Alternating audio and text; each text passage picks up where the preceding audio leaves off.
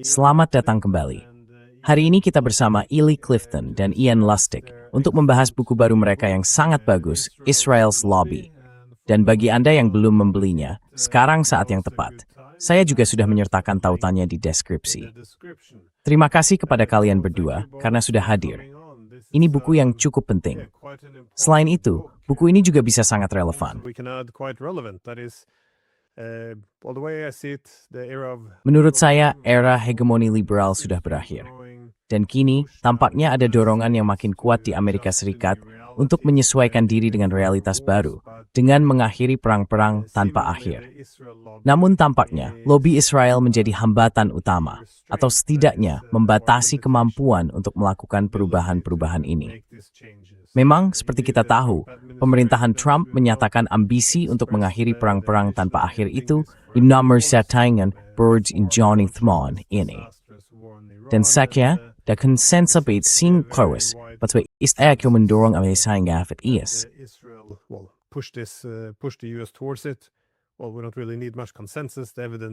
Sebenarnya, kita tidak terlalu membutuhkan banyak konsensus. Buktinya sudah ada. Dan kita melihat semakin banyak suara kritis tentang bagaimana Israel memengaruhi kebijakan Amerika Serikat. Dan sekali lagi yang menurut saya menarik dari buku Anda adalah, Anda mengikuti aliran uangnya. Anda menemukan bagaimana, pada dasarnya Amerika Serikat, akhirnya menjalankan kebijakan yang justru merugikan kepentingannya sendiri. Jadi ya, saya tidak yakin dari mana sebaiknya kita mulai. Saya berpikir, ini pendapat tuopi Israel berframe membuat seperti loblawing. Tapi, tekstinya di Berlin. Inakrek lobbyis at.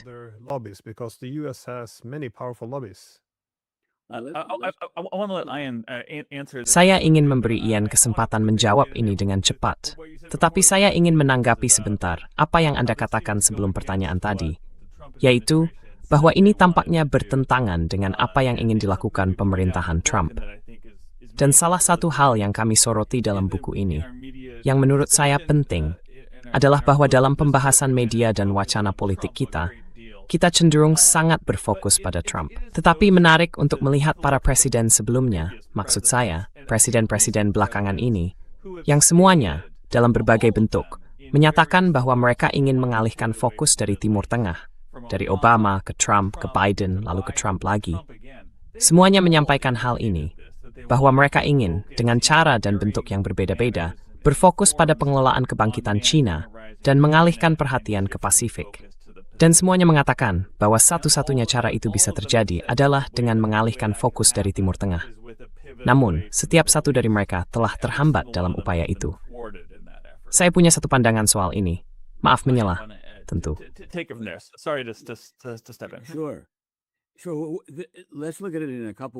Jadi mari kita lihat dari beberapa sisi. Apa yang begitu tidak biasa dari lobi ini? Saya rasa kami memberi judul bab itu, lobi yang tak seperti yang lain. Lobi sangat umum di Amerika Serikat. Seluruh negara itu didasarkan pada konstitusi yang membayangkan bahwa setiap kepentingan di negara itu akan bergerak memperjuangkan keinginan mereka sendiri yang sangat-sangat khusus. Karena itu, setiap faksi akan bergerak menyeimbangkan pengaruh faksi lain yang menentangnya. Dan itu akan menciptakan suatu keseimbangan tertentu dalam politik Amerika. Yang menonjol dari lobi Israel, yang membuatnya begitu tidak biasa. Pertama, ini adalah lobi kebijakan luar negeri. Dan sangat sedikit lobi kebijakan luar negeri yang cukup menarik bagi rakyat Amerika untuk benar-benar banyak berpengaruh dalam politik Amerika. Americans to matter very much in American politics. While the Israel lobby is so... Lobi Israel adalah salah satu dari sedikit lobi kebijakan luar negeri yang benar-benar berpengaruh, dan pengaruhnya sangat besar. Bahkan pengaruhnya lebih besar karena kebanyakan orang tidak peduli pada kebijakan luar negeri.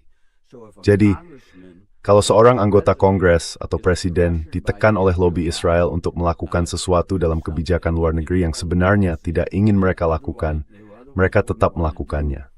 Sebab, para konstituen merdesjat puherfop penghargaan menerkip meral lobi Israel.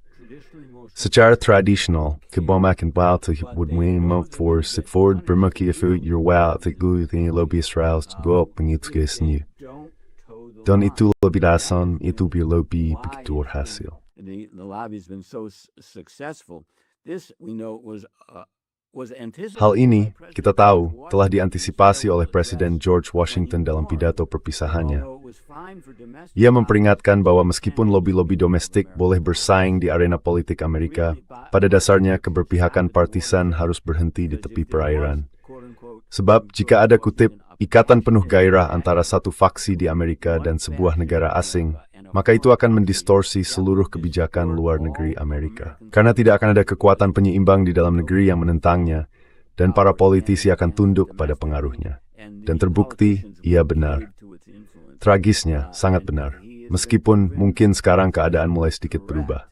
Although perhaps now things are changing a bit. Baik, saya tertarik. Dan itu juga menarik dengan apa yang Ellie katakan sebelumnya tentang hal itu. Tentu saja, ini tidak dimulai dengan Trump. Justru Obama yang pertama kali mengumumkan pergeseran fokus ke Asia. Namun sekali lagi, komentar tentang Timur Tengah juga sudah mendahului hal ini. Tetapi saya ingin tahu apakah Anda bisa menjelaskan kepada kami perkembangan lobi Israel. Cukup mengejutkan, mengingat Israel adalah negara yang relatif kecil. Bagaimana lobi itu bisa menjadi begitu kuat di Amerika Serikat? Karena, kalau hanya melihat kepentingan nasional, orang bisa berpendapat bahwa sejak 1967, Israel tampak sebagai jembatan yang kuat menuju Timur Tengah. Tetapi sekarang, tentu saja, Israel semakin dipandang sebagai pihak yang melemahkan kepentingan Amerika Serikat. Saya hanya ingin tahu bagaimana perkembangan ini terjadi.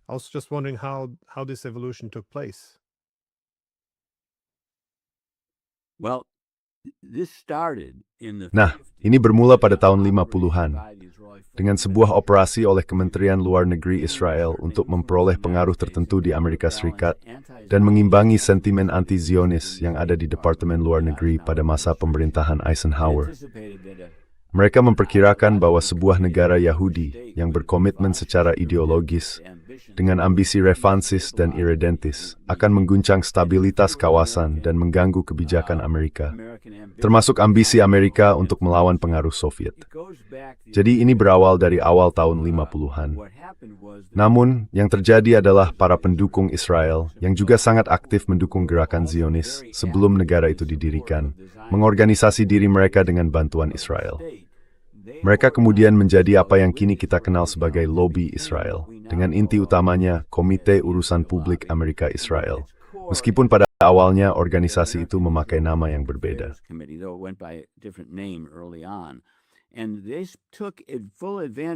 Dan mereka memanfaatkan sepenuhnya poin yang saya sampaikan tadi. Karena tahu bahwa kebanyakan warga Amerika tidak peduli, mereka menjadi sangat terorganisasi. Mereka bisa mendatangi para politikus dari Montana, Kansas, atau Dakota Utara dan berkata, "Dengar, kami ingin Anda mendukung apa yang kami katakan soal Timur Tengah, meskipun Presiden mungkin tidak menyukainya. Dan kalau Anda mendukungnya, kami akan mendukung Anda. Tapi kalau Anda tidak mendukung kami akan mengorganisasi pemilihan pendahuluan untuk melawan Anda. Dan itu hanya butuh sedikit uang di daerah pemilihan Anda. Lagi pula, tidak ada yang peduli di daerah pemilihan atau negara bagian Anda soal isu ini. Jadi kalau Anda menentang kami, Anda tidak akan mendapat apa-apa. Dan kalau Anda mengalah, Anda akan menang. Anda akan diuntungkan." Nah hasilnya, kalau Anda melihat kebijakan luar negeri Amerika di seluruh dunia, ada dua isu di mana. Secara tradisional, kebijakan luar negeri has a sword. American foreign policy has been really weird. 3 standard deviations from the international mean. There are 2 issues. 3 deviasi standar dari rata-rata internasional. Ada 2 isu, salah satunya Israel, yang lainnya Kuba. Amerika Serikat dan Israel setiap Oktober memilih untuk melanjutkan blokade embargo terhadap Kuba. Seluruh dunia lainnya mengatakan tidak. Apa yang menjelaskan fakta bahwa dalam 2 isu ini, Kuba dan Israel, kebijakan luar negeri Amerika begitu aneh? Yang menjelaskan kedua isu itu adalah bahwa itulah 2 isu di mana lobi kebijakan luar negeri benar-benar punya pengaruh besar di dalam negeri. Dan politik domestik itulah yang penting bagi presiden-presiden Amerika dan anggota Kongres Amerika. Jadi ini soal dedikasi, uang, aliansi di dalam komunitas Yahudi dan di luar komunitas Yahudi dengan kaum evangelis Kristen, serta struktur politik Amerika yang dimanfaatkan secara menyeluruh. Inoble menjelaskan BUN is tapsa kuatan lobby Israel. Explains the rise and consolidation of the power of the Israel lobby. Now, there's something interesting here, which is that Nah, ada hal menarik di sini. Kekuatan lobby itu dan kemampuannya untuk menjalankan pengaruh, setidaknya selama beberapa dekade pertama keberadaannya, bergantung pada kenyataan bahwa kebijakan luar negeri bukan isu yang terlalu menonjol, serta pada adanya sentimen pro-Israel, setidaknya secara nominal di kalangan pemilih. Jadi, itu memberinya cukup banyak keleluasaan dalam hal apa yang bisa mereka minta dari para politisi. Seperti yang Ayan katakan, ada anggapan bahwa mengikuti kemauan lobby nyaris tanpa biaya. if you went along with the lobby. But around 2000, with the death of the Namun, sekitar tahun 2000, Anda tahu, seiring matinya kesepakatan Oslo, seiring dunia, dan memasuki perang global melawan teror, Anda mulai melihat penurunan yang cukup konsisten, meski lambat, dalam sentimen pro-Israel di kalangan pemilih Amerika Serikat. Belum cukup untuk benar-benar mengubah hasil pemilu. Belum cukup untuk menjadikannya isu yang cukup menonjol hingga menggeser pilihan suara. Tetapi, Anda mulai melihat sebuah tren muncul. Dan menurut saya, terjadi sesuatu yang cukup menarik. Ketika momentum itu menguat, pada tahun 2010, melalui putusan pengadilan Citizens United dan Speech Now, yang membuka pintu lebar-lebar dalam sistem pendanaan kampanye kita, hal itu memungkinkan sekelompok kecil orang, para plutokrat, memiliki pengaruh yang sangat besar dalam sistem politik kita. Pengaruh yang sebelumnya, dalam beberapa hal, tidak bisa mereka miliki.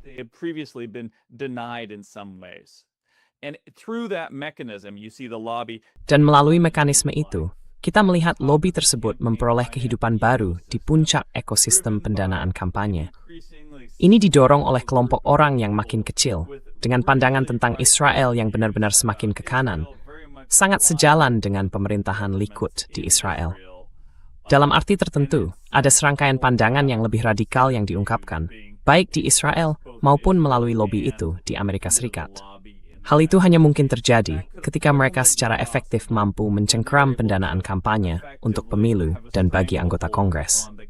Dan lagi-lagi, ada ancaman bahwa pemilihan pendahuluan akan digelar untuk menantang mereka, yang mungkin tidak mampu mereka lawan secara finansial.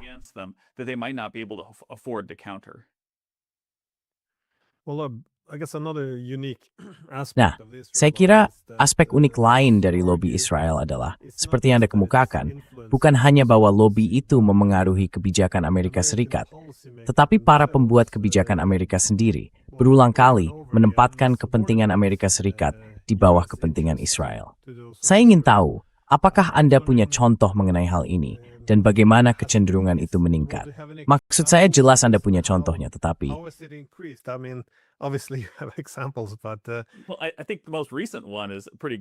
Ya, menurut saya yang paling baru adalah titik awal yang cukup baik, yaitu Perang Iran.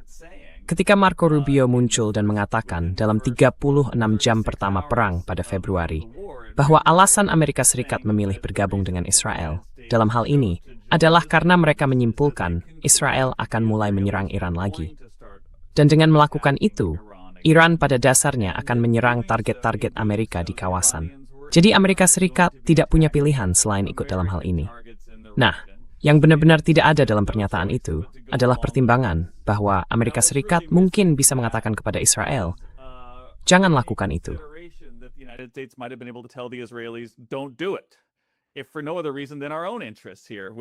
Kalau bukan karena alasan lain, setidaknya demi kepentingan kita sendiri di sini, yaitu bahwa kita tidak ingin terseret ke dalam perang ini. Ini justru hal yang Donald Trump katakan ingin dia hindari. Tetapi sebaliknya, Anda punya menteri luar negeri yang secara cukup terang-terangan mengatakan Israel memaksa kita. Lalu Anda melihat lobby itu langsung bergerak. Dalam 24 jam pertama konflik tersebut, Anda melihat AIPAC dan kelompok-kelompok lain dengan antusias menyetujui dimulainya perang itu. Jadi sekali lagi, ini adalah hal yang luar negeri, pada justru dipaksakan kepada pemerintahan sini.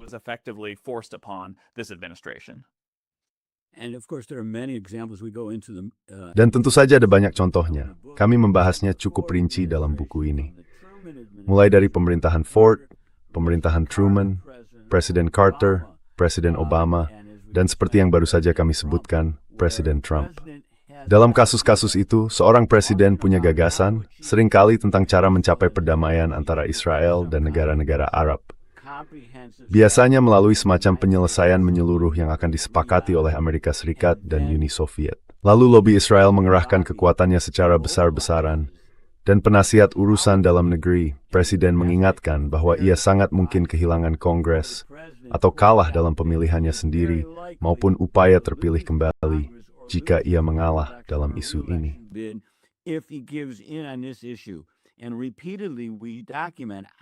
Dan berulang kali kami mendokumentasikan bagaimana para presiden berkata, "Sial, saya harus menyerah. Saya tidak bisa melakukan apa yang saya inginkan." Lalu menjanjikan kepada pihak Arab bahwa lain kali setelah mereka terpilih kembali, mereka akan bisa melanjutkan rencana ini. Dan itu terjadi berulang kali. Ini adalah contoh sistematis tentang bagaimana kepentingan Amerika, sebagaimana didefinisikan oleh apa yang diyakini seorang presiden dan para penasihat utama kebijakan luar negeri, serta keamanan nasionalnya, sebagai kepentingan nasional, justru digagalkan, dialihkan, diveto, atau dihambat oleh lobi Israel. Yang kami lakukan dalam buku ini, yang sedikit melampaui itu, adalah berfokus bukan hanya pada bagaimana kepentingan Amerika di luar negeri dikompromikan.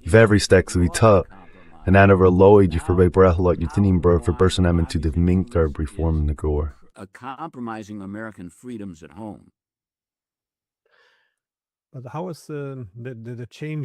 Namun, bagaimana perubahan di Israel ini berdampak pada lobi Israel? Karena, sekali lagi, Israel yang kita lihat pada tahun 60-an dan 70-an sangat berbeda dengan Israel yang kita lihat sekarang. Saya membayangkan Israel yang lebih sayap kanan, nasionalis, religius. Kita juga bisa menyebutnya ekstremis. Apakah ini berdampak pada lobi itu dalam bentuk apapun? Tremendously so. Itu luar biasa. Jadi seperti yang dicatat Eli, di Amerika Serikat ada sentimen yang tersebar luas bahwa Israel adalah sesuatu yang baik. Israel dipandang sebagai respons heroik orang Yahudi terhadap Holocaust. Dan ada semacam kedekatan budaya antara Amerika Kristen yang memandang dirinya sebagai semacam bangsa terpilih dan istimewa dengan orang Yahudi serta hubungan perjanjian mereka dengan Tuhan. Ada semua unsur budaya dan psikologis ini yang sifatnya tidak kasat mata, tetapi punya pengaruh tertentu. Semua itu berkembang ketika Israel merupakan negara yang semacam sosial demokratis dan masuk akal. Dalam istilah Amerika, kira-kira seperti negara bagian yang condong demokrat, seperti Connecticut atau Rhode Island.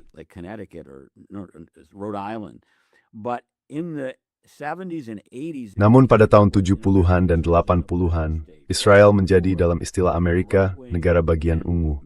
Pergantian antara pemerintahan sayap kanan dan kiri tengah, Partai Buruh dan Likud, tanpa tahu harus berbuat apa dengan wilayah-wilayah itu.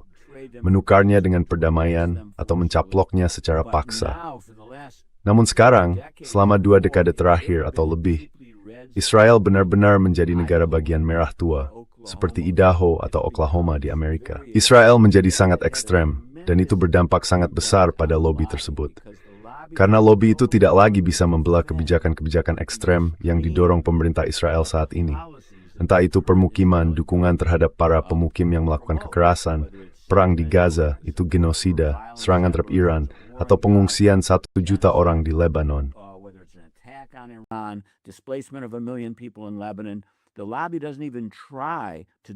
Lobi itu bahkan tidak berusaha membelahnya. Namun mereka tetap menuntut pemerintah Amerika agar, tanda kutip, tidak ada jarak antara Amerika Serikat dan Israel.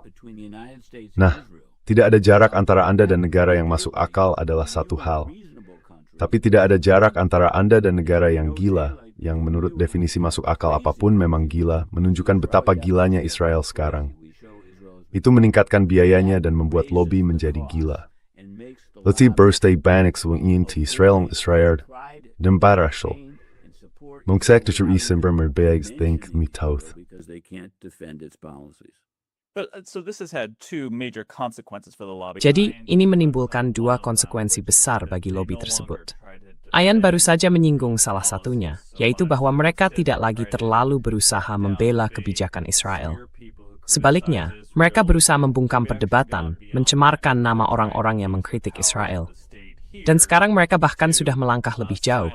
mereka berusaha menggunakan kekuasaan negara di sini untuk membungkam suara-suara kritis, entah dengan menahan dana hibah untuk universitas, atau dengan mendeportasi pemegang kartu hijau yang mengkritik Israel. Namun ada hal lain yang terjadi. Ini tentu lebih merupakan konsekuensi negatif bagi lobi tersebut. Ketika Israel semakin bergeser ke kanan, lobi itu mendapati dirinya berada dalam posisi yang sangat tidak nyaman. Dan saya rasa itu mencapai puncaknya pada masa jabatan kedua Obama terkait kesepakatan nuklir Iran. Saat itu, mereka mendapati diri harus posisikan utama seorang presiden Demokrat yang populer. Democratic president's signature foreign policy initiative. And ultimately they were not able to bring Democrats along. Dan pada akhirnya, mereka tidak mampu mengajak Partai Demokrat untuk ikut bersama mereka dalam hal itu. Dan mereka kalah, setidaknya dalam jangka pendek dalam isu JCPOA. Bagi mereka, itu bukan sekadar kekalahan yang sangat memalukan, yang menurut saya sangat merugikan lobi tersebut. Itu juga memperkuat persepsi bahwa lobi itu telah menjadi partisan, sesuatu yang benar-benar mereka hindari sejak awal berdirinya. Dan tentu saja, sampai titik itu, mereka sebagian besar berhasil menghindari keterlibatan dalam pertarungan partisan dan politik partisan. Namun setelah itu, Anda melihat mereka mulai terjun. Mereka membentuk sebuah super PAC. Mereka terlibat dalam pemilu. Ada sesuatu yang berubah secara mendasar bagi AIPAC, kelompok utama dan terbesar dalam lobi Israel, dalam cara kelompok itu dipandang.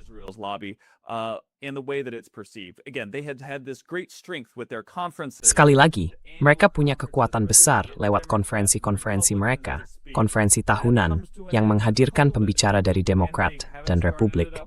Itu berakhir saat COVID, dan mereka belum memulainya lagi, karena kemungkinan besar mereka tidak bisa mendapatkan kehadiran dari kedua partai, seperti yang mereka dapatkan di masa lalu. Jadi menurut saya, itu benar-benar menjadi pukulan besar bagi reputasi mereka. Sebab lobi itu mampu menunjukkan kekuatannya, mampu menunjukkan bahwa mereka tidak bisa ditantang, dan mampu menunjukkan bahwa mereka memiliki konsensus bipartisan yang luas. Sekali lagi, seperti yang kita bahas sebelumnya, pada sejumlah isu yang secara historis tidak terlalu menjadi perhatian pemilih, hal itu runtuh dengan JCPOA. Dan mereka belum mampu mendapatkan kembali kredibilitas bipartisan yang selama beberapa dekade sebelumnya benar-benar mereka nikmati.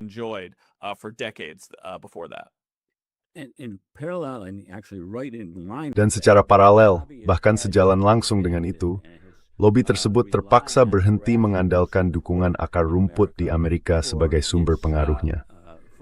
Lobi itu beralih untuk mengandalkan dana dalam jumlah sangat besar, yang disumbangkan dan dikendalikan oleh segelintir kecil plutokrat sayap kanan yang sangat terikat secara ideologis. Dan salah satu hal yang kami bahas sangat rinci dalam buku ini adalah jejak uangnya.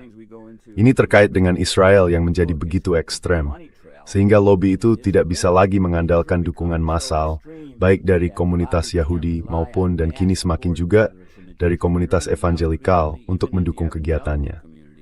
Jadi semakin banyak kekuasaan yang terkonsentrasi di tangan sekelompok kecil orang yang sangat kaya. Dan Eli bisa menjelaskan apa yang telah berubah di Amerika, yang juga memunculkan tren tersebut.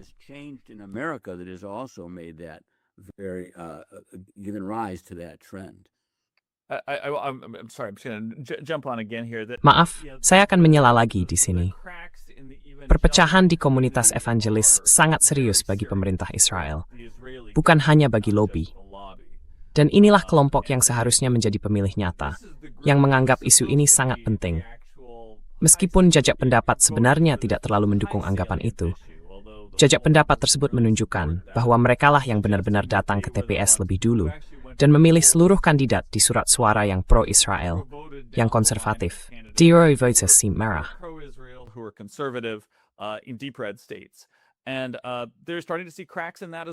Dan kita mulai melihat keretakan di sana juga, terutama setelah genosida yang masih berlangsung di Gaza.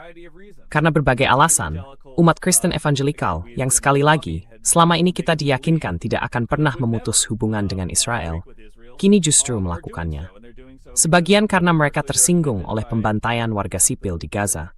Saya rasa, perlakuan Israel terhadap umat Kristen juga sangat menyentuh mereka, baik di Gaza, tepi barat, Yerusalem Timur, maupun Lebanon.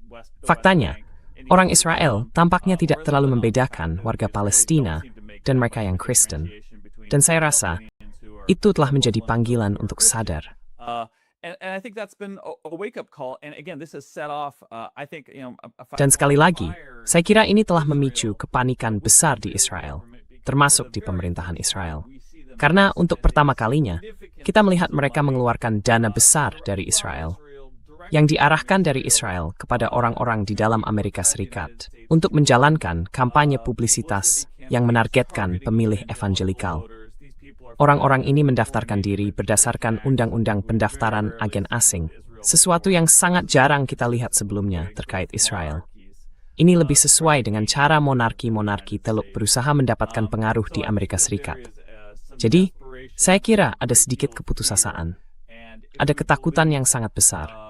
Dan jika tak percaya bahwa tempat pemerintah Israel membelanjakan uang ini, serta respons panik mereka, mencerminkan bahaya yang nyata, ini varistan bahwa mereka kehilangan dukungan pada tingkah yang berbahaya di kawasan komunitas Kristen evangelikal pro-Israel di negara Dugan yang sangat dong kepada Republik. Christian evangelical communities in deep red states. Just have quick follow-up question. The one was the word. Sedikit pertanyaan lanjutan. Yang pertama adalah kata yang menggambarkan Israel sebagai negara gila. Memang itu judul bab ketiga, jadi saya berasumsi itu bukan kebetulan. Mengapa agresif, ekspansionis, atau ekstremis, lalu mengapa gila digunakan sebagai kategori terpisah? Lalu yang kedua, seperti yang baru disebutkan Eli, ada berbagai macam saya kira, mekanisme. Begitu banyak uang yang dikucurkan, sehingga mereka, para pemilih Amerika, parentesi C, memiliki weapon teror tertentu. Tetapi sebagaimana uang itu berpadu dengan iklim. Jadi, ideologi, opini publik, tulus. Public opinion or genuine connection. So I'll deal with the crazy and Eli can deal with. Jadi saya akan menangani kegilaannya, dan Eli bisa menangani persoalan hukum yang turut menghasilkan masalah uang di Amerika Serikat.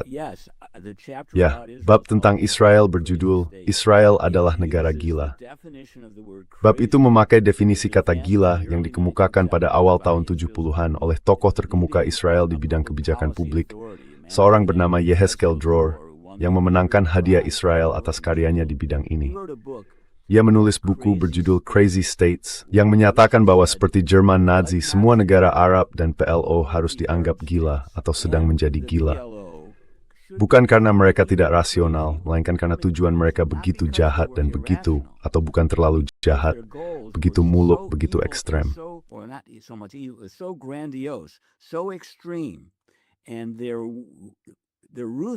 Dan kekejaman mereka dalam kesediaan memakai cara apapun untuk mencapai tujuan-tujuan itu membuat mereka gila. Karena mereka berpikir, bahkan jika seluruh dunia menganggap mereka melanggar aturan moral, merekalah yang sebenarnya benar. Jadi ada semacam rasa paling benar sendiri di sana.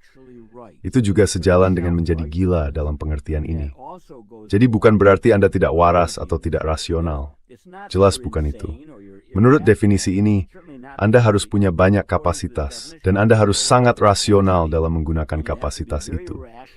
Tetapi yang membuat Anda dianggap gila adalah betapa ekstrem, kejam, dan merasa paling benarnya Anda, serta betapa kebalnya Anda terhadap kritik apapun.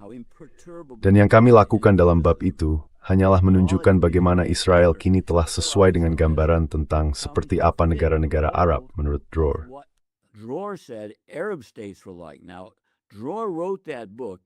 Sekarang, Dror menulis buku itu untuk memberitahu Barat dan orang Israel bahwa segala cara bisa digunakan untuk menggagalkan atau menghancurkan sebuah negara yang gila.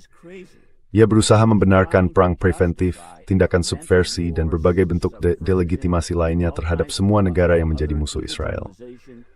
Yang ironis dan agak menakjubkan adalah, beberapa dekade kemudian, dan Dror omong-omong masih hidup, beberapa dekade kemudian, definisinya justru lebih cocok diterapkan pada Israel daripada hampir negara manapun di dunia.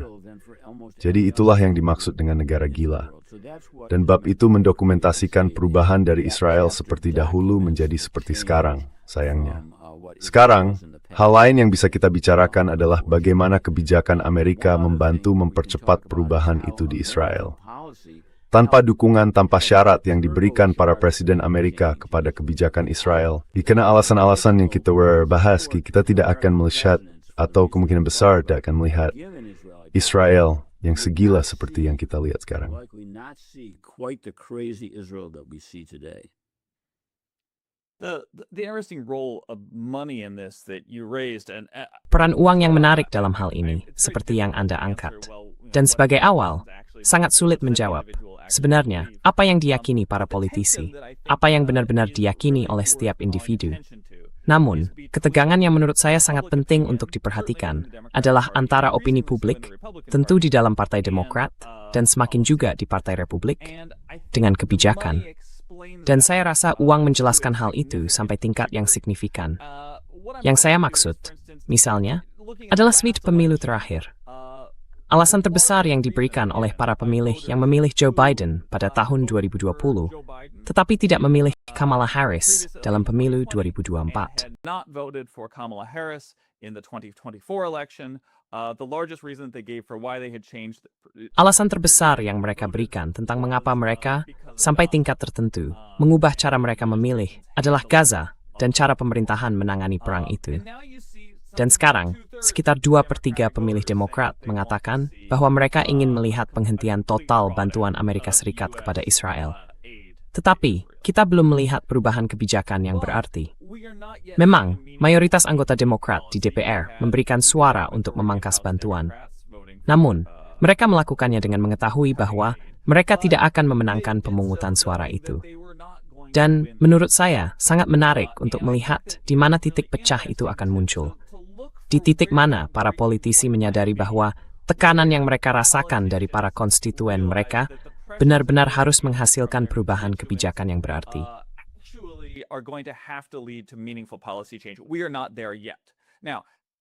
Kita belum sampai di sana. Nah, itu telah menciptakan kesenjangan yang sangat-sangat besar antara opini publik dan kebijakan. Dan seperti yang kami coba tunjukkan dalam buku ini, mungkin penjelasan terbaik mengapa ada kesenjangan sebesar itu adalah uang yang mampu digelontorkan lobi ke dalam pemilu. Dan angkanya cukup mencengangkan. Maksud saya, sejak 2012, 9 plutokrat telah memasukkan lebih dari 1,7 miliar dolar, dan itu hanya dari individu ke dalam sistem pemilu kita. Dan semua individu ini berbicara tentang Israel sebagai alasan utama keterlibatan politik mereka dan sumban mereka kepada politikus.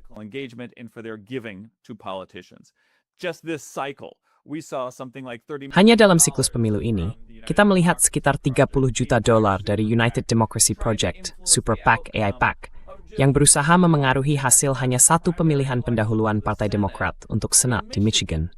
Mereka berusaha agar Haley Stevens terpilih, bukan Abdul El-Sayed. Mereka gagal dalam upaya itu. Tetapi jumlah uang yang kita lihat hanya dalam siklus ini, saya punya pelacak yang saya unggah di israelslobby.com. Baru saja saya melihatnya.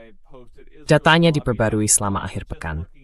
Sekarang tertulis bahwa Super PAC pro-Israel hanya dalam siklus ini saja telah mengumpulkan 168 juta dolar. Mereka telah membelanjakan 153 juta dolar. Dan pemilihan pendahuluannya bahkan belum selesai. Artinya, ketika pemilu berlangsung pada November, sangat mungkin mereka mengumpulkan dan membelanjakan 250 juta dolar.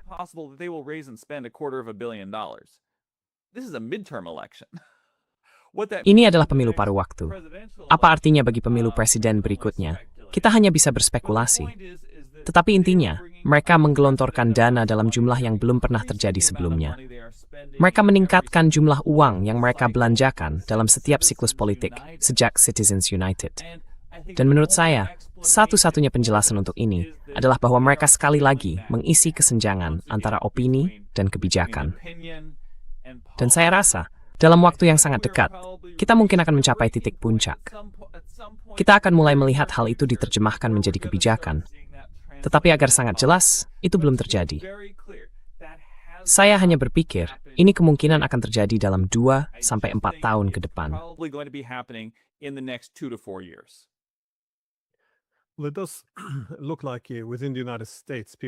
Ya, tampaknya di Amerika Serikat sendiri, ketika kesenjangan ekonomi terus melebar, orang-orang makin khawatir bahwa pada dasarnya mereka diperintah oleh kalangan kaya, bahwa orang-orang kaya akan mendominasi. Namun dalam kerangka ini, orang kemudian melihat dari mana uang itu berasal. Siapa yang menyelewengkan para politisi? mengapa mereka sebenarnya tidak mendengarkan rakyat. Dan dari sudut pandang ini, tampaknya itu mungkin salah satu alasan mengapa lebih banyak orang melihat Israel sebagai salah satu faktor yang menyelewengkan Amerika Serikat. Namun pada saat yang sama, kekhawatiran saya adalah ketika seseorang mulai mencari, Anda tahu, bagaimana kekayaan menyelewengkan politik, tiba-tiba orang bisa bergeser dari, ya orang Israel menyelewengkan kebijakan Amerika Serikat, menjadi orang Yahudi mengendalikan Amerika. Maksud saya, itu menjadi sedikit lebih berbahaya. Jadi, Galswe aim terpat disrineni. Seveling kali, orang mendapat kesan bahwa Israel sendiri suka menyamakan Israel dengan orang Yahudi. Israeli lobby themselves likes to conflate Israel with Jews. So Well, that's something we really try to emphasize in the book. Itu memang sesuatu yang berulang kali kami tekankan dalam buku ini. Dan saya rasa, bahkan di bagian pendahuluan, kami juga membahasnya. Yakni, untuk memperjelas, adalah kiasan antisemit untuk mengatakan bahwa semua orang Yahudi memilih dengan memprioritaskan Israel, sebuah negara asing. Adalah kiasan antisemit untuk mengatakan bahwa orang Yahudi pada dasarnya memiliki loyalitas ganda. Dan memang benar, ada kaum antisemit yang mengambil argumen ini, seperti yang baru saja Anda tunjukkan, lalu menerapkannya kepada semua orang Yahudi. Namun, saya pikir dalam wacana politik arus utama kita, pihak yang paling besar menyebarkan kiasan itu adalah lobi Israel. Karena ini mungkin salah satu argumen terakhir yang bisa mereka coba gunakan, yaitu bersandar pada argumen antisemit dan mengatakan bahwa setiap kritik terhadap mereka adalah kritik terhadap semua warga Yahudi Amerika. Padahal, itu secara objektif tidak benar. It's objectively and demonstrably false. When you look at how Jews vote, Jewish Americans. Kalau Anda melihat bagaimana orang Yahudi memilih, bagi pemilih Yahudi Amerika, Israel adalah isu yang tidak terlalu menonjol. Selain itu, pemilih Yahudi Amerika tidak bergeser ke kanan. Mereka tidak mulai memilih Partai Republik. Suara ayunan Yahudi itu fiktif. Itu tidak ada. Mereka adalah salah satu blok pemilih yang paling konsisten mendukung Demokrat di negara kita. Jadi mereka tidak berubah. Meskipun kebanyakan orang akan mengatakan bahwa Partai Republik telah menjadi partai yang lebih pro-Israel di antara dua partai politik itu. Jadi, itu jelas tidak benar. Tetapi, Anda melihat AIPAC, Anda melihat IDL, Anda melihat kelompok-kelompok ini. Bahkan Donald Trump sering mengulang beberapa klaim menyesatkan ini. Karena itulah pembenaran terakhir yang bisa diajukan lobi tersebut tentang mengapa mereka tidak boleh dikritik. Mengapa mereka tidak perlu membela diri. Ement berkemana, ismin sebagai piwaka, taris setia bertingan kui politistia. Avgab in the kirusos. Di dalam demokrasi kita. Politics as a special interest within our democracy. I mean, I'll add that. Saya tambahkan begini, Eli dan saya adalah orang Yahudi. Dan itu sendiri tidak terlalu penting, kecuali karena itu mencerminkan apa yang sekarang kita lihat dalam jajak pendapat. Sebagian besar orang Yahudi bukan hanya kritis terhadap pemerintah Israel saat ini, terhadap Netanyahu, tetapi juga tidak merasa sangat mengidentifikasi diri dengan negara itu dan menolak Zionisme dalam bentuk-bentuk yang telah diambilnya. Jadi, menyebut adanya lobi Yahudi itu adalah tuduhan yang menyesatkan. Meskipun mayoritas besar dari para donor sangat besar yang sedang kita bicarakan ini adalah orang Yahudi. Nah, itu tidak memberi citra yang baik, Bahudi. Saya setuju. Itu beresonansi dengan berbagai teori konspirasi yang keliru dan gila, yang tidak benar. That are not true, but that good look, that bad look. Tetapi citra baik itu, citra buruk itu, maaf, tentang sejumlah kecil orang Yahudi yang sangat kaya memanipulasi keadaan dari balik layar, seperti yang sudah kami katakan, merupakan akibat dari perubahan dalam Undang-Undang Pemilu Amerika. Namun juga akibat perubahan di Israel, yang kebijakannya begitu jauh ke kanan sehingga tidak bisa mendapat dukungan dari massa orang Yahudi, hanya dari kelompok kecil plutokrat yang sangat sayap kanan dan beberapa pendukung mereka yang lain. Nah, cara lain kami membahas ini dalam buku adalah dengan membicarakan rekayasa tuduhan antisemitisme yang didukung oleh lobi itu, agar mereka tidak perlu membicarakan atau membela kebijakan Israel.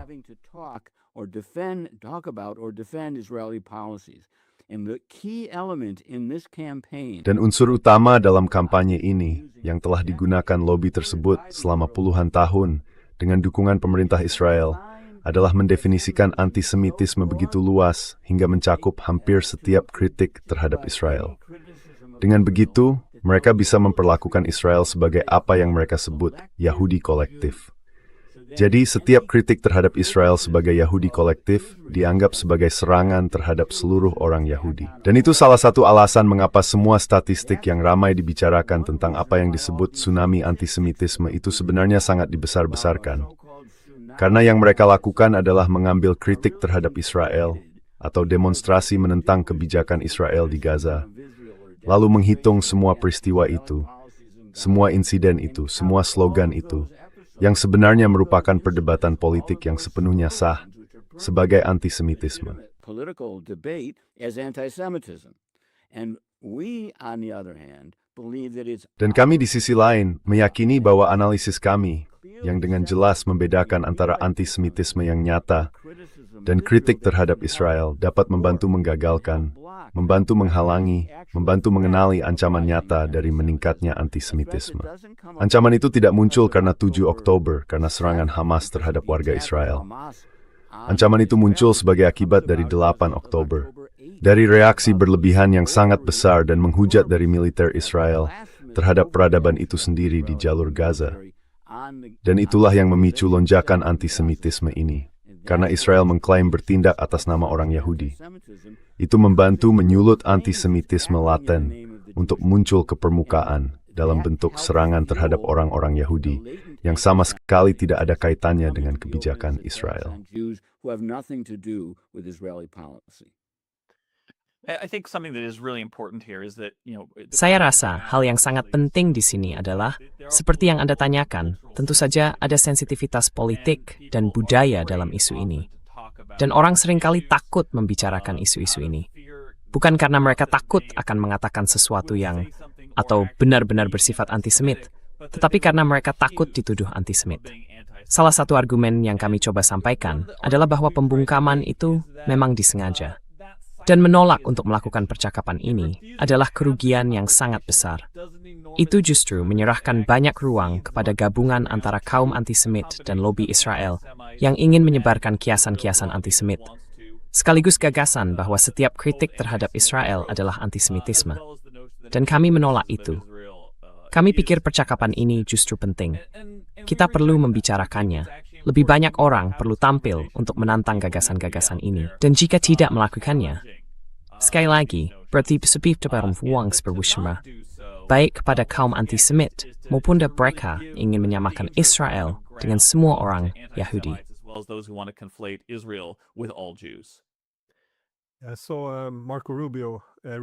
Saya baru-baru ini melihat Marco Rubio. Dia membuat lompatan itu karena sedang berpidato dengan argumen bahwa penting bagi Amerika Serikat untuk melindungi komunitas Yahudinya. Dan saya berpikir, ya kalau itu masuk akal. Lalu tiba-tiba akibatnya, kami tidak akan lagi memberikan visa masuk kepada orang-orang yang mengkritik Israel. Jadi saya pikir menarik bagaimana yang satu terkait langsung dengan yang lain. Tapi saya juga berpikir, ini pasti menimbulkan ketegangan di dalam masyarakat Amerika. Karena ketika Israel semakin mengarah ke radikalisme sayap kanan, Anda melihat bahwa secara umum, pemilih Yahudi di Amerika cenderung memilih lebih liberal, saya rasa, dibandingkan kelompok lain. Jadi, ada ketegangan yang menarik di sana, dalam hal mengasingkan orang-orang yang Israel pura-pura, atau klaim sebenarnya diwakilinya.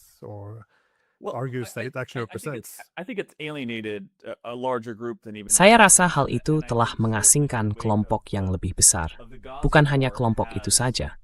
Dan saya rasa tentu saja dampak setelah Perang Gaza telah memperjelas hal itu. Terutama, sekali lagi, penargetan orang-orang karena pelanggaran terkait ujaran, karena mengkritik negara asing di kampus Universitas Amerika, dan mengkritik kebijakan luar negeri AS, telah memicu penolakan yang begitu besar. Saya melihat ini terjadi, baik di kalangan kanan maupun kiri, sebagai sesuatu yang benar-benar menyinggung rasa kepekaan orang pada tingkat yang sangat mendasar terkait amandemen pertama. Dan sekali lagi, Anda bisa mengaitkannya kembali dengan para plutokrat yang dalam banyak hal mengendalikan pemerintahan ini, dan secara lebih luas, sistem politik kita.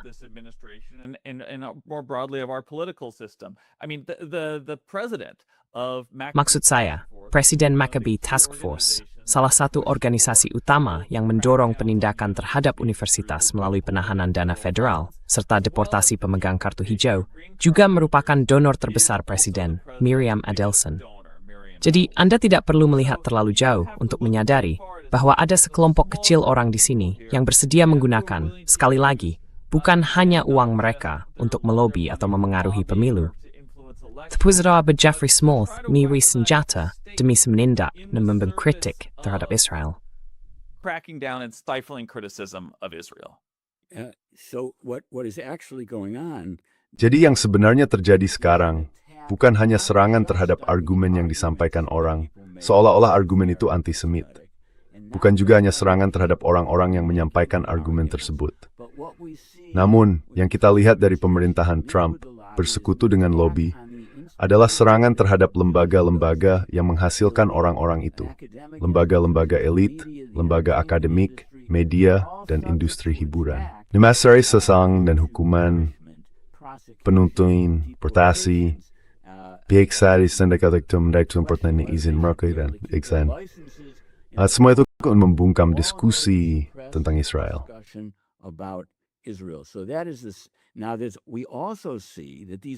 Kini kita juga melihat bahwa tekanan-tekanan terhadap masyarakat Amerika ini terasa di dalam komunitas Yahudi. Komunitas Yahudi sendiri, lihat saja hampir semua sinagoga yang bukan ortodoks. Dan Anda akan melihat perpecahan yang sangat besar antara mereka yang masih berusaha mengikuti narasi lobby Israel bahwa Israel adalah jawaban kita atas Holocaust. Dan semakin banyak orang Yahudi di jemaat-jemaat itu yang tidak sanggup melihat apa yang mereka saksikan di televisi. Akibatnya, harus jemaat Kofoin reform, konservatif dan rekonstruksionis pemetitapkan kewaman Israel. Karena itu mencoleh jemaat mereka yang lebih duli. Well, you argue though in terms of Anda berpendapat tentang bagaimana mungkin kita bisa melangkah maju dalam menghadapi krisis di Timur Tengah, terutama isu Palestina. Setelah puluhan tahun permukiman dan perluasan wilayah ini, Anda mengatakan bahwa kerangka dua negara semakin tidak layak diterapkan. Kalau solusi dua negara ini sudah tidak lagi berhasil, saya ingin tahu, apa alternatif bagi Amerika Serikat dalam menjalankan kebijakan independennya, terlepas dari apa yang didorong Israel? Karena menurut saya, kalau hanya ada satu negara, dan kira-kira separuh dari Israel Raya adalah orang Yahudi, satu-satunya cara untuk mempertahankan negara etnis adalah Israel menerapkan apartheid, yaitu satu aturan untuk satu pihak dan aturan lain untuk pihak lainnya, atau pembersihan etnis, dengan mendorong mereka keluar ke Mesir, atau membunuh mereka, seperti genosida. Jadi di luar apartheid, pembersihan etnis dan genosida, apa pilihan yang ada sekarang? Demis ening nine dit simso.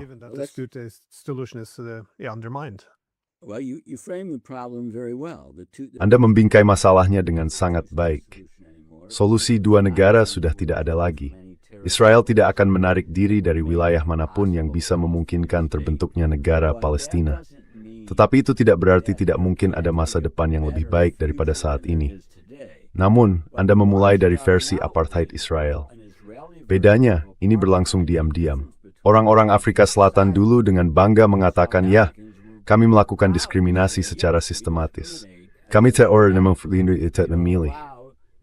Israel yang mengatakan kami menunggu solusi dua negara atau sesuatu yang lain.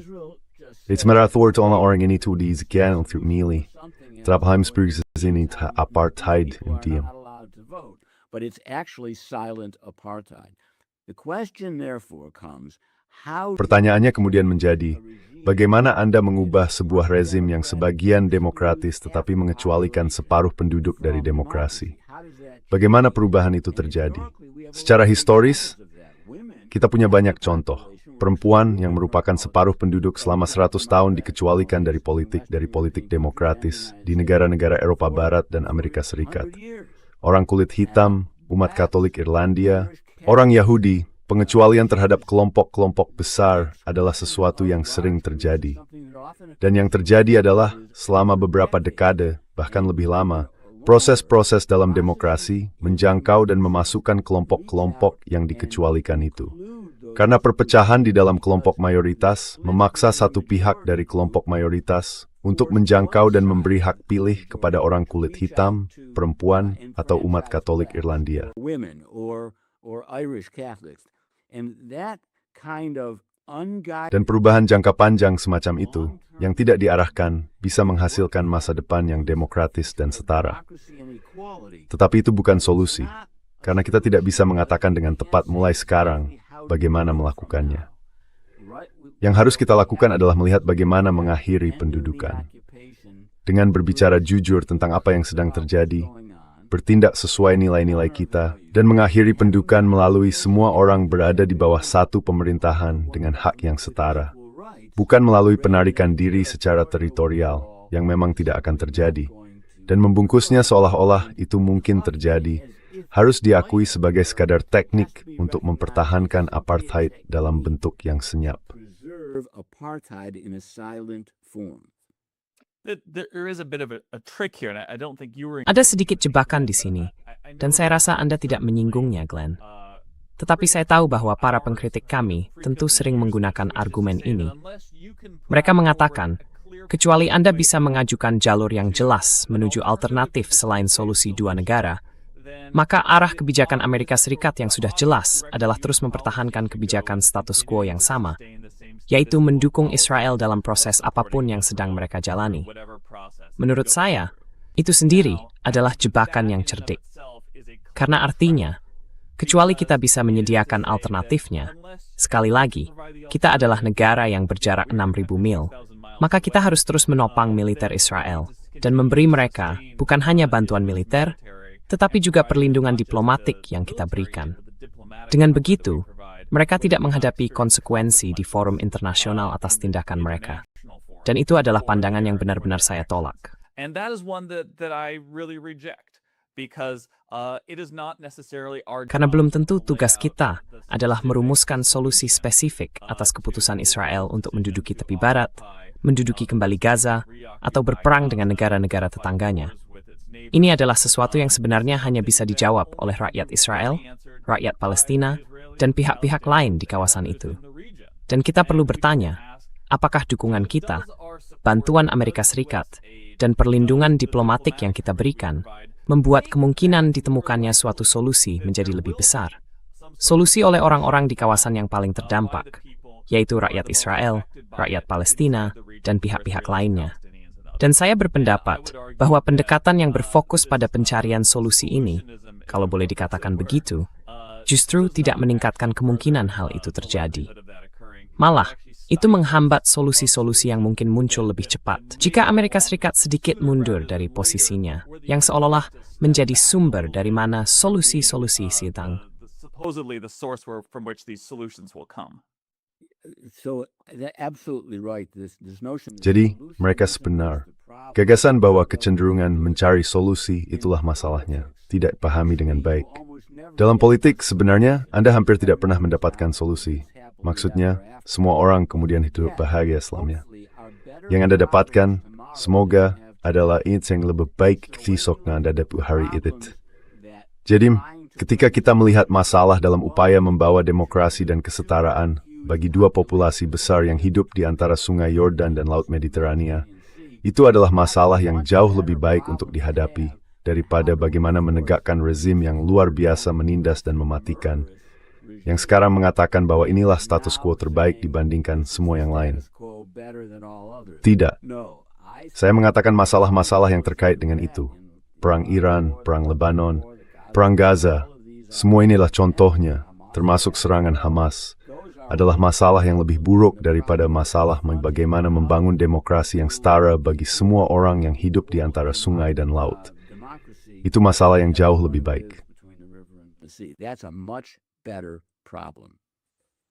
No, I'd like to reframe that. To be honest, I hadn't thought about that. Saya ingin membingkai ulang hal itu. Sejujurnya, saya belum memikirkan itu. Itu sangat masuk akal. Tapi saya punya satu pertanyaan terakhir. Anda menekankan adanya kesenjangan yang makin lebar antara publik Amerika dan dukungan berkelanjutan Washington terhadap Israel. Namun, pada saat yang sama, kita juga melihat sekarang bahwa kondisi untuk kemundurannya mungkin sudah ada. Saya ingin tahu apakah Anda bisa menjelaskan pemikiran Anda lebih lanjut. Mengenai sejauh ini security. is tapped into a within the budskap. This gap persisted, and why might the decline come now? Well, I think we're in some sort of an end stage. Ya, maksud saya rasa kita sedang berada di semacam tahap akhir. Tapi tentu saja, menentukan kapan tepatnya hal-hal seperti ini terjadi adalah pekerjaan sia-sia, sama seperti mencoba mengatur waktu pasar saham. Dan tahap akhir ini sangat-sangat berbahaya karena, seperti yang telah kita bahas selama 1 jam ini, lobi tersebut telah kehilangan banyak dukungan publik yang dulu dinikmatinya. Selain itu, sekali lagi, karena kita terus menekankan bahwa ini dulu adalah isu yang kurang menonjol, situasinya mungkin menjadi jauh lebih buruk. Bukan karena lobi itu begitu banyak kehilangan dukungan, melainkan karena isu ini kini menjadi sangat menonjol dalam arti yang negatif. Orang-orang semakin merasa bahwa hubungan Amerika Serikat-Israel itu beracun dan perlu diubah dengan cara-cara yang cukup drastis. Needs to be changed in some pretty dramatic ways. Most specifically, people are the most. Secara lebih spesifik, pertanyaan jajak pendapat yang paling sering diajukan kepada para pemilih adalah, apakah Anda mendukung penghentian bantuan dan dukungan Amerika Serikat kepada Israel? Dan sekali lagi, mayoritas di dalam Partai Demokrat berpandangan seperti itu. Begitu juga jumlah yang semakin besar di dalam Partai Republik. Jadi mereka telah kalah dalam pertarungan itu. Dan itu membuat lobi tersebut memiliki alat-alat koersif yang sangat berbahaya, yang siap mereka gunakan. Mereka telah menunjukkan kesediaan nyata untuk menggunakannya, sekali lagi, dengan memanfaatkan kekuasaan negara untuk membungkam kritik, untuk mendeportasi orang-orang yang dianggap melanggar mereka.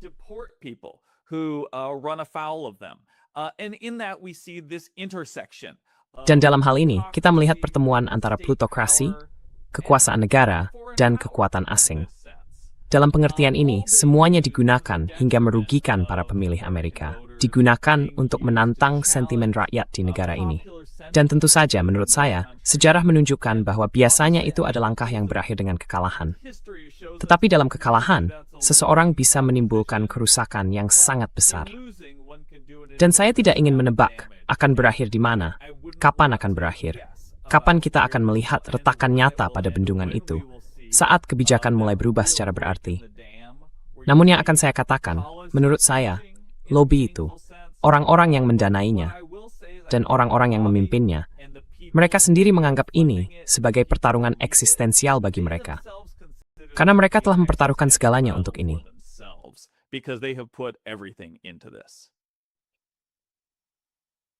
Oh, excellent. And I want to thank Luar you both biasa. for Saya ingin mengucapkan terima kasih kepada kalian berdua karena telah meluangkan waktu. Saya juga ingin para penonton melihat buku yang ada di deskripsi. Jelas, waktunya tidak bisa lebih relevan dari sekarang. Setidaknya sepanjang hidup saya belum pernah melihat kritik sebesar ini terhadap hubungan antara Israel dan Amerika Serikat. Dan setidaknya, bagus melihat adanya refleksi mengenai hal ini. Saya ingat ketika John Mearsheimer dan Stephen Walt menulis buku 20 tahun lalu tentang topik yang serupa. Buku itu mendapat banyak reaksi keras dan dicemarkan, padahal seharusnya dibahas. Tetapi saya rasa sekarang jelas merupakan waktu yang bahkan lebih tepat untuk membahas hubungan yang bermasalah ini. Jadi, terima kasih kepada kalian berdua. Kecuali kalau ada pemikiran terakhir. So, thank you both. Unless you have any final thoughts. Thank you, Glenn. It was Terima kasih, Glenn. Itsari do menyenangkan to say berapa pekerjaan sisir betuarly talizing and down forward toward birthday. satisfaction. Terima kasih, Glenn.